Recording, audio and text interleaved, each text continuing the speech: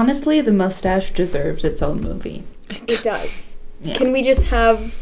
We should make a thirst trap edit of Poirot's mustache. Wait, we could call it Mustache on the Orient Express. Yes, it's even better.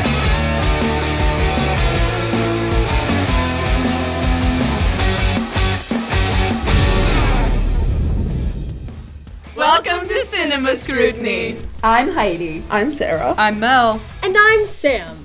Today we are going to be reviewing 2017's Murder on the Orient Express, directed by Kenneth Branagh.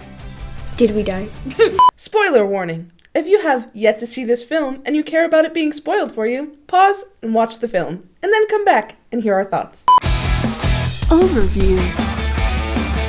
I, for one, love this film. Kind of passionate about it. It's great. The cinematography, phenomenal. With 2 Fs. Yes. Phenomenal. Possibly 3.5. It's just that great. I especially love sunset shots. There are a lot in this film, but no matter how many times there's a sunset shot, I'm gonna love it. Amen. I love the tunnel shot. I know other people love that shot too, where at the very end when they're all like revealing all the secrets of the film and it just comes down. What did you call it? I called it the Last Supper shot Yes. because it looks like the painting of the Last Supper with all of them sitting at the table. Yeah, it's just beautiful. It was I love probably it intentional so as well. much. I really like all the scenery that's throughout the movie. I love the shot of them, all of the scenes in the train station because it's literally just Harry Potter, a movie that I have seen one time.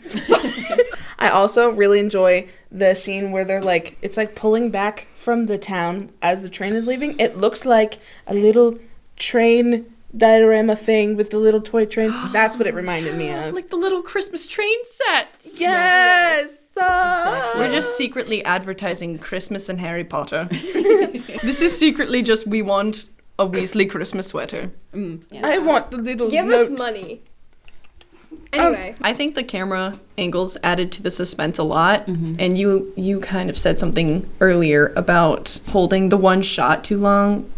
I'm sure they did it for a reason, but I didn't necessarily understand because it was such a long movie. Like, I was kind of like, this scene is dragging because they didn't move the angles. I think that's more me just not being able to pay attention when it's staying still. And then I'm like, what's specifically when Poirot gets on the train with Michelle Pfeiffer. And they're walking, and it's the outside of the train, and there's all the windows, and it's like, how long have we been here? It's very cool at first. I did write down that I really liked that scene, and then it kept going. It just keeps and it going, kept and going, you're like, and it kept going, and I was like, Okay. okay, we're on the train, we get it. we know. This is a train. It is an In fact, express. It is Harry Potter. It is Harry Potter. I'm very good at it. Another thing that it reminds me of in the beginning when they're walking through the train station. It's a pretty long shot, but anyway, they're walking through the crowded train station, and I love that scene because they're like going through a bunch of people, and Book is just talking. Book. But He's anyway, my husband. yes, We're married. he's awesome. Very legal. That shot is very cool, and it gives Paddington vibes when they're in the train station and it's all, all over the place, and then they find Paddington and they're like, leave him alone, he's a dirty bear. So if you haven't seen this movie yet, basically it's Harry Potter and Paddington if they had a baby. Yeah, With and murder. With murder mystery. Totally. Exactly With what murder, it's like. yeah. Dead Paddington. 100% that is accurate. All I remember from watching it the second time through, because I didn't pay attention, was the dude, lady, whoever it was, running down the train, and like the kimono cape was like, ah. I think of his Schmidt. Yes. I don't want to think about Schmidt in a kimono. The humor in this movie, especially between Book and Poirot, is so well timed. I did not expect to laugh as much as I did at a movie with murder in the title. I love McQueen's name for personal reasons. Wink, wink. Ka-chow! Okay, cool. Accents. You like them? I love it. The accents were really good. I just love how all of them are like different but the same at the same time. Mm-hmm. And I want to know them all. Yes. I want to speak all of the accents. They all executed them very well. Poirot is Belgium. Not Belgian. He's Belgium. He's itself. Belgium. He's He is all the of as a country. whole. He's the whole sovereign is. nation. Yes. I am Belgian. We all felt that the music in the film really drove it to become a masterpiece. The music was very intense, but very intentional. It's very good. I agree. I think a lot of the music was very well placed specifically for where they're at, and it was kind of the same overall, but little things that they added in, and it was very conflicting for certain scenes, which made it better for me. That I was like, I don't know what I should be feeling. Oh no, that was an Elvis reference. I feel like things they didn't know they should be feeling. Unlike Elvis, the music actually fit the time period. Yes. Yes. Baz. Jeez. Doja Cat. We're looking right at you. I know you're watching. Mustaches. We didn't even talk about the mustache yet. Yes. The mustache. Personally, Poirot's mustache is a timeless classic. And I think we should all be very mindful of this and really just, we should carry it with us every day in our day-to-day lives. We should model our mustaches Yes. after, yeah. Yeah. After this wonderful man. He is Agreed. he is our pride and joy, and we truly love him. Honestly, the mustache deserves its own movie. It does. Yeah. Can we just we should make a thirst trap edit of Poirot's mustache. Wait, we could call it Mustache on the Orient Express. Yes, it's even better.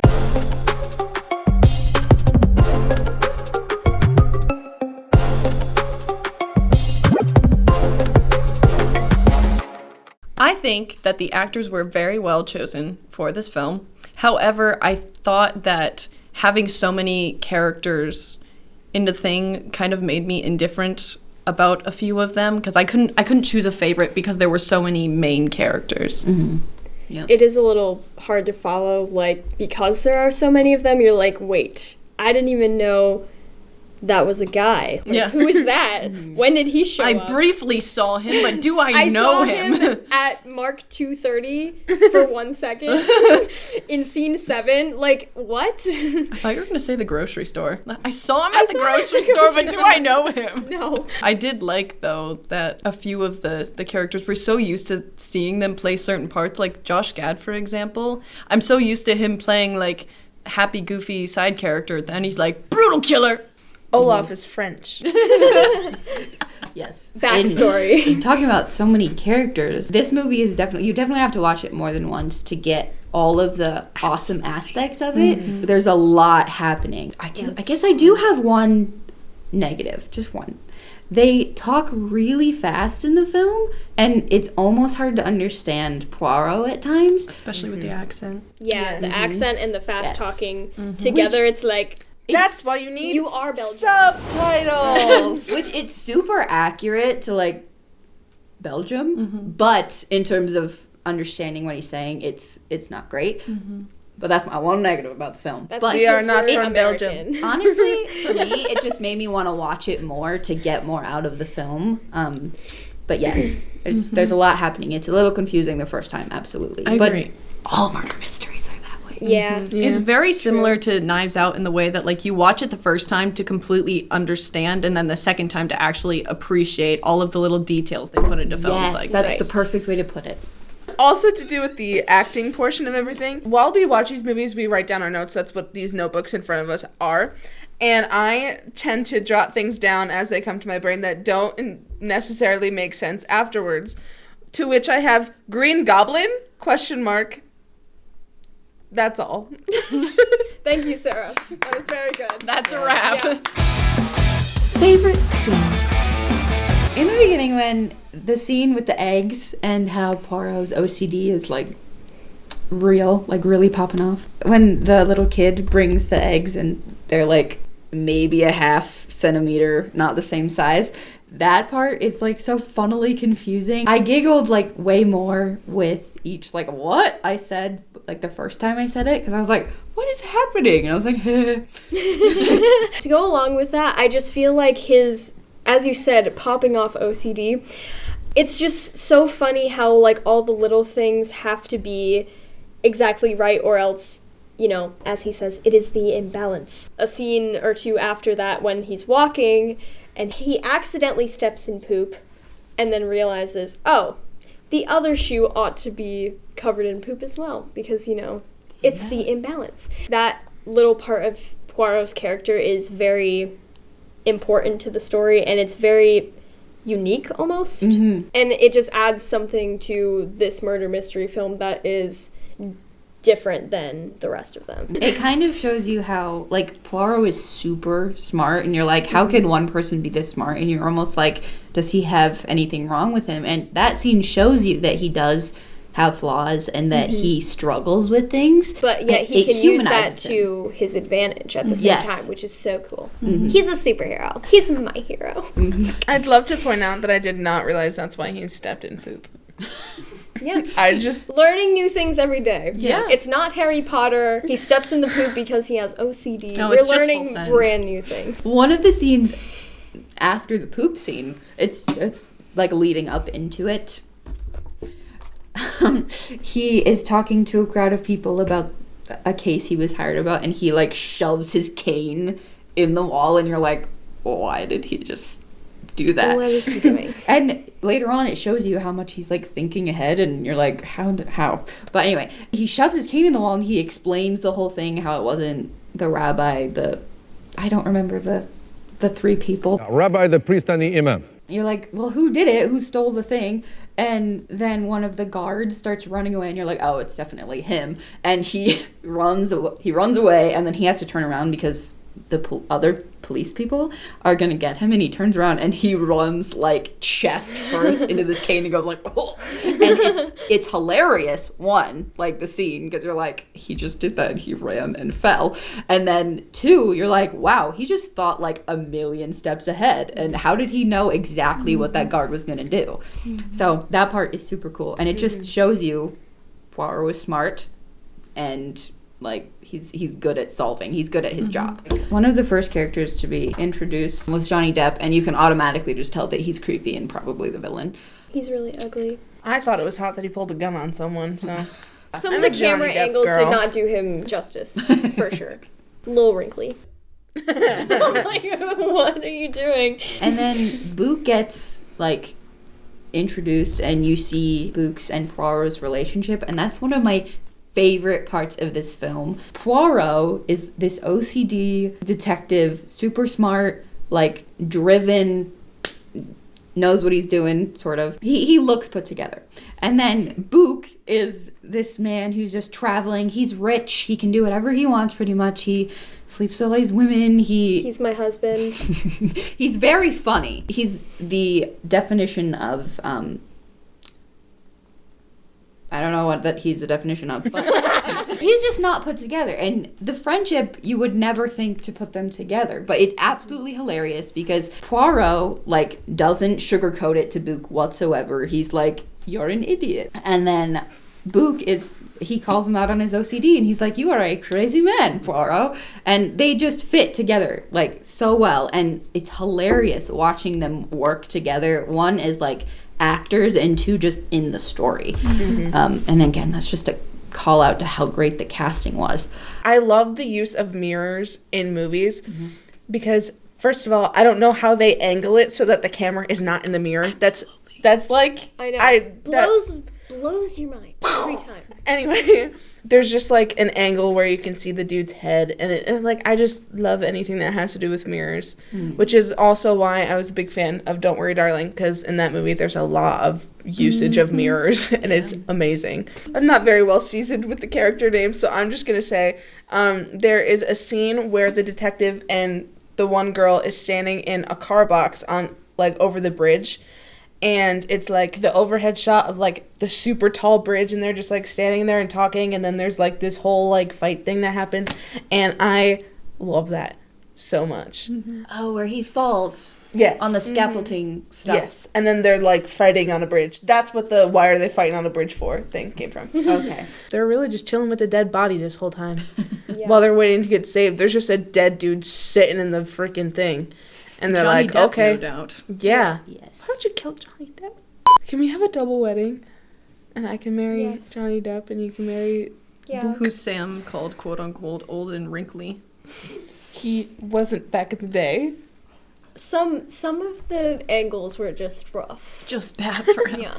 During the Last Supper scene, as Sarah so eloquently called it, I love the plot twist when we find out that Michelle Pfeiffer, aka Mrs. Hubbard, is aka Linda Arden, who is aka Daisy's grandmother, who is aka the little girl who Ratchet, aka Cassetti, murdered.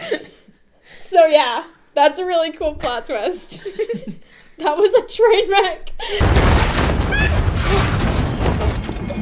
The scene where Poirot is laughing at Charles Dickens, his book, it's just so wholesome. I love it. He's riding a train, he's on vacation, he's reading his book, he's enjoying it, and he just laughs, like full on, like chest, ho ho ho, like it's amazing. It's I a love deep it. belly I have laugh. written in my notes, we all need to laugh like Poirot laughs at Dickens, and it's like we all need to not be afraid to laugh like that, just out in public all the time. I'm a fan of laughter, let's be honest. I love the picnic scene with Daisy Ridley, because he tells her, like, I have something special for you, you get the picnic, and it's literally like sub-0 degrees outside, and they're like wearing parkas. It's fine. It's amazing. They're on like a snowy mountain, and he's interviewing her. I love that scene. Super cool. Because when you think of picnic, you don't think of snow. Which makes me think of my note of how did they not get frostbite and die? Because they're literally sitting in the middle of like the Arctic on a train that has been avalanched. That has been avalanched. There is no heat on said train. How are they still alive? That's all. Because Michelle you're a Pfeiffer's wizard, Harry. rage kept them alive. There is a quote in the very beginning, and Poirot very matter-of-factly just says, there is right, there is wrong, and there is nothing in between. So he's very, this is this, and this is this, which goes hand in hand with his OCD. And then in the last part, he says, there is right, there is wrong, and there is you, when he's staring at all of them in the tunnel, after we find out that all of them murdered Johnny Depp. Ratchet, aka Cassetti. Yes, when we find out that all of them murdered Ratchet because they're all related to Daisy, the girl that got murdered somehow. Like, the one is her grandmother, and the one was her nurse, and her teacher, I think Daisy Ridley was her tutor. They call her a tutor. Governess. Governess. Yeah. He says, there is right, there is wrong, and there is you.